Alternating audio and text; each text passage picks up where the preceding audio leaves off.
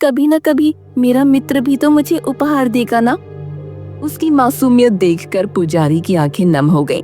उन्होंने भगवान से प्रार्थना की, हे भगवान, ये बच्ची इतनी निर्दोष और दयालु है, इसे भी इसका हक मिलना चाहिए प्रभु। इसी तरह मुन्नी का जीवन चलता रहा। बस अब वो हर सुबह दादी की गालियां सुनती, मंदिर की सफाई करती और फिर बर्तन बनाती। दिन भर मिट्टी के बर्तन बनाने के बाद भी उसकी झोपड़ी खाली रहती थी, लेकिन दिल उम्मीद से भरा रहता था। उस रात तेज बारिश हो रही थी। ठंडी हवाएं झोंके मार रही थी। झोपड़ी के छप्पर से टपकती पानी की बूंदों की आवाज के साथ बिजली बार बार चमक रही थी। घर में खाने के लिए सिर्फ 2 रोटियां और थोड़ी सी चटनी थी। बूढ़ी दादी एक रोटी खाकर चटाई पर सो गई और खर्राटे लेने लगी। तभी अचानक दरवाजे पर जोर जोर से खटखटाने की आवाज आई। मुन्नी डरकर उठ बैठी। उसने दादी की तरफ देखा।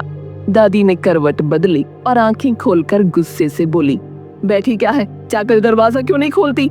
हो सकता है कोई राहगीर हो। हमारे पास तो लूटने के लिए है भी कुछ नहीं, बेचारा कुछ देकर ही जाएगा। जा दरवाजा खोल। मुन्नी ने धीरे धीरे दरवाजा खोला और हैरान रह गई। बाहर एक बहुत बूढ़ा साधु खड़ा था। उसकी झुर्रियों से भरा चेहरा, लंबे सफेद बाल और कांपते हाथों में एक मोटा सा डंडा था। महाराज, इस समय आप यहाँ क्यों आए हैं? आपको क्या चाहिए? बेटी, मैं बहुत दूर से आ रहा हूँ।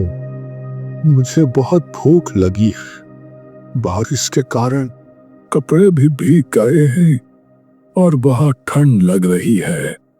क्या मुझे आज रात यहाँ सोने का स्थान मिल सकता है? अंदर से दादी की खीज भरी आवाज आई। लो, फिर आ गए न जाने कहां से फोकट के लोग। अरे यहाँ अपना पेट भरने को खाना नहीं है, तुम्हारा पेट कहाँ से भरेंगे? ना ही सोने के लिए हमारे पास कोई बिस्तर है। तुम्हारे लिए ये अच्छा होगा कि 9 2 11 हो जाओ। दादी की बात सुनकर साधु उदास हो गया। उसने जाने के लिए अपना डंडा संभाला ही था कि मुन्नी ने चुपके से इशारा करके उसे अंदर बुला लिया।